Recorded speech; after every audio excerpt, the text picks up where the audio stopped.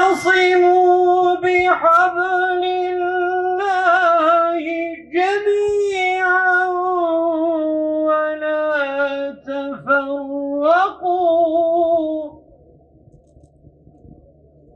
واذكروا نعمة الله عليكم إذ كنتم أعداء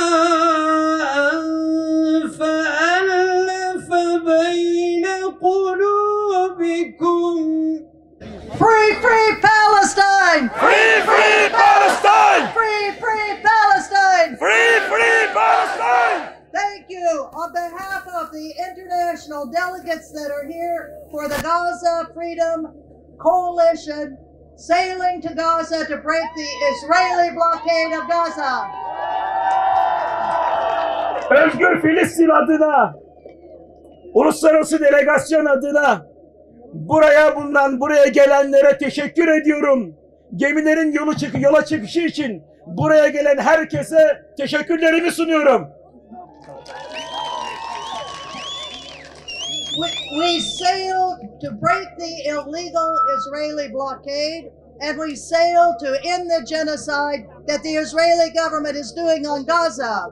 Biz Gazze'deki katliamı durdurmak için gemilerimizi yola çıkartıyoruz. Biz Gazze'deki insani dramı durdurmak için yola çıkıyoruz.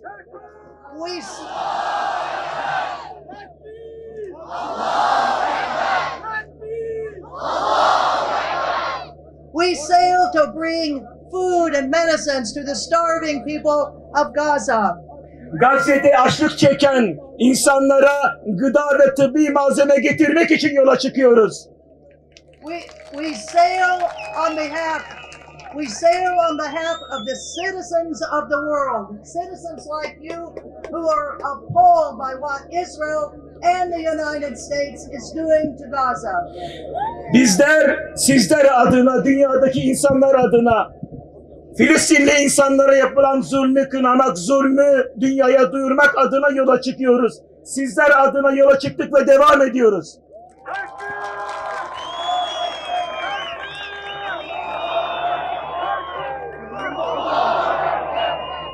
We call on citizens to put pressure on their countries to say this flotilla sails without danger.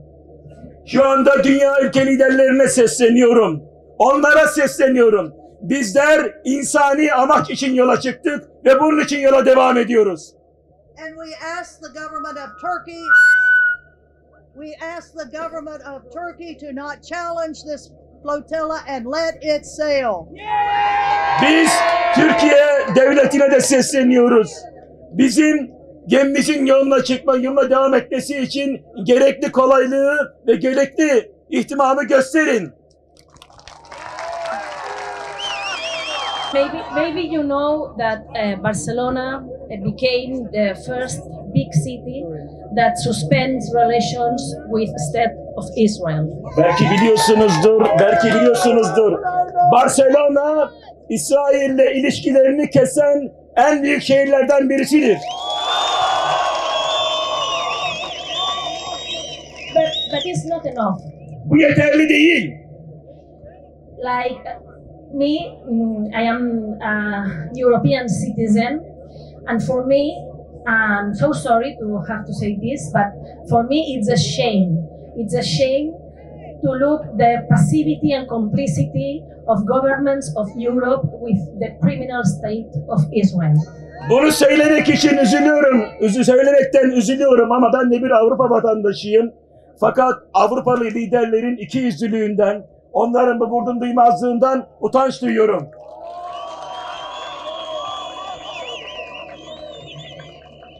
And it's for this reason that here, I'm here today with Freedom Flotilla. İşte bu yüzden ben buradayım. İşte ben bu yüzden özgürlük filosu için buradayım. When people ask me in these days if I'm afraid to sail with Freedom Flotilla, I answer that I'm not afraid. I'm full of hope, and I'm grateful with all hundreds of participants of Freedom Flotilla, all of us, for letting me participate in this flotilla, on this Freedom Flotilla. Bana soruyorlar, özgürlük filosuna katıldığım için korkup korkmadığımı soruyorlar. Ben de onlara diyorum ki, hayır, korkmuyorum. Ben özgürlük için yola çıkanlarla beraberim. Burada olan insanlarla beraber olmaktan korkmuyorum. Onlarla beraberim. We came here to break the siege because the siege is illegal. Buraya ambargoyu kırmaya geldik. Çünkü ambargo illegaldir.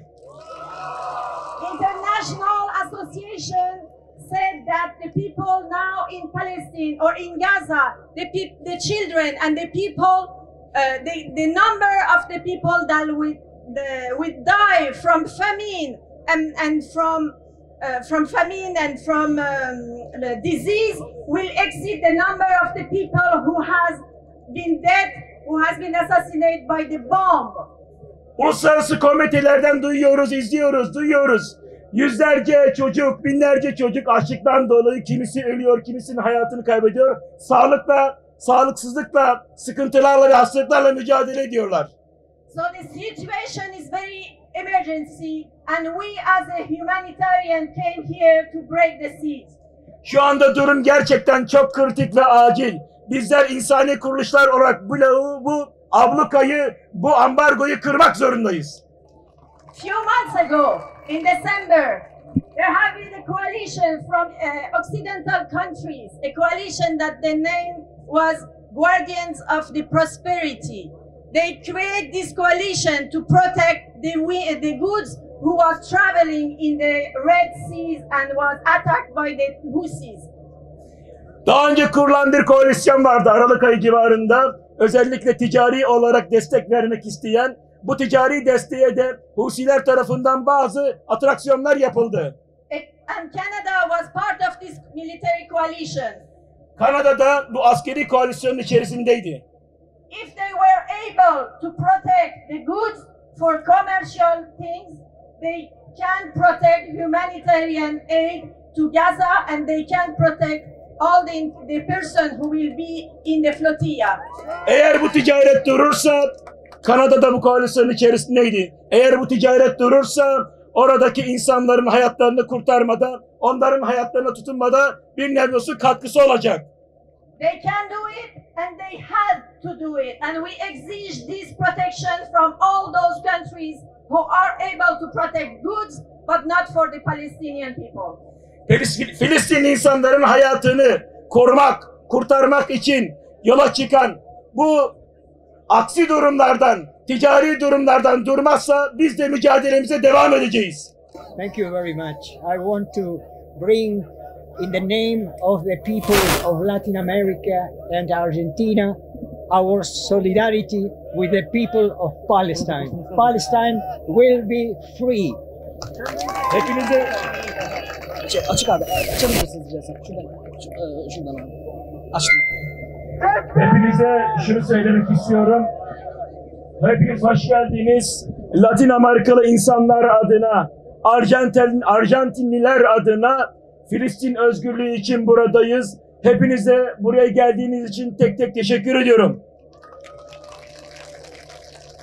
And it's not only the pain of the people of Palestine, but essentially the dignity of the people of Palestine. That's what really is important. We have pain because of what is going on in Palestine, but essentially what we really respect is the dignity of the people of Palestine. Şunu belirtmek isterim ki, evet, Filistinli insanların ağrısını, acısını biliyoruz ve dinliyoruz, görüyoruz, şahit oluyoruz. Ama sadece bu değil. Asıl meselemiz Filistinlerin onurudur ve onurlarının kurtulmasıdır. Free Palestine! Free Palestine! Here with you to stand in solidarity with the people of Palestine who are experiencing a genocide at the hands of Israel, but also at the hands of my country. Ben burada benim ülkem tarafından ve İsrail tarafından katledilen mazlum Filistinli insanların yanında olmak için buradayım.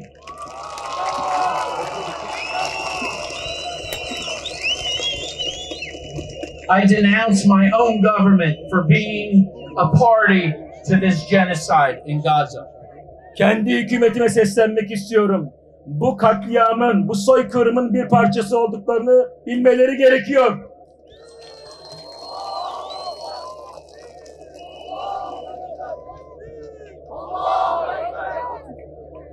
I also am here to support the Freedom Flotilla and its passengers who are risking their freedom and risking their lives to bring much needed humanitarian aid to Gaza. Aynı zamanda Özgürlük Filosu'nun katılımcılarını da selamlıyorum. Hem hayatlarını riske atarak hem de bu Özgürlük Filosu'nda bulunarak insanlığı ve insani yardımı, insan haklarını getirmeye çalışan, mücadele eden katılımcılara da teşekkür ediyorum.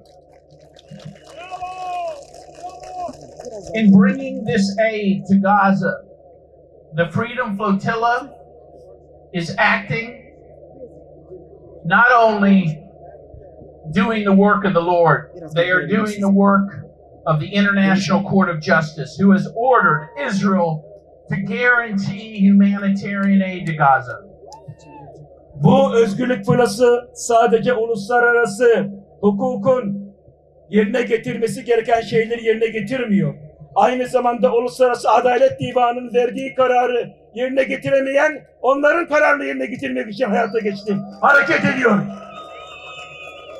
Biraz geri gelebilir misiniz? Çok azıcık geri gelebilir misiniz? Biraz. Tamam, kamera. If Israel interferes with this boat, if it touches a hair on the head of these passengers, it will be committing a war crime. Eğer İsrail bu gemide olan yolcuların saçının teline dokunursa kendileri uluslararası bir suç işlemiş olacaktır.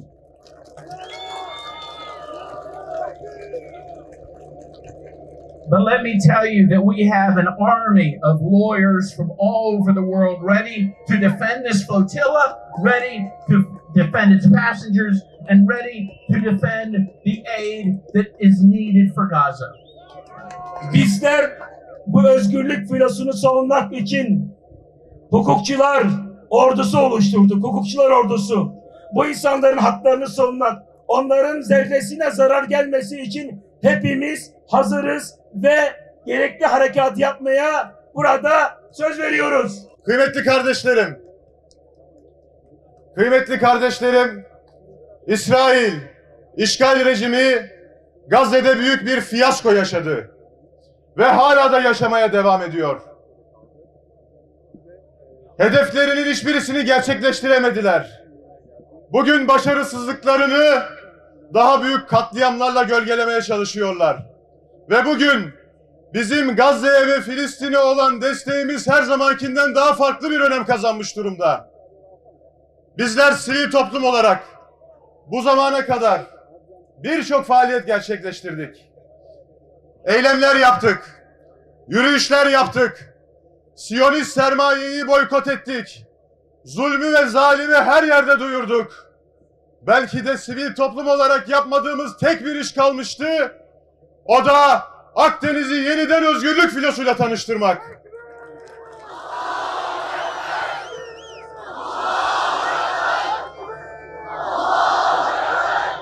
Muhterem kardeşlerim, biz bir Erdemliler İttifakı kurduk. Dünyanın her yerinde vicdan ve merhamet sahibi insanları bu ittifaka dahil ettik. Güçlerimizi birleştirdik. Yeniden gemiler aldık. Yardımlarınızı istedik ve bugün rotamızı yeniden Gazze'ye çeviriyoruz. Lillahi Rabbil Alemin.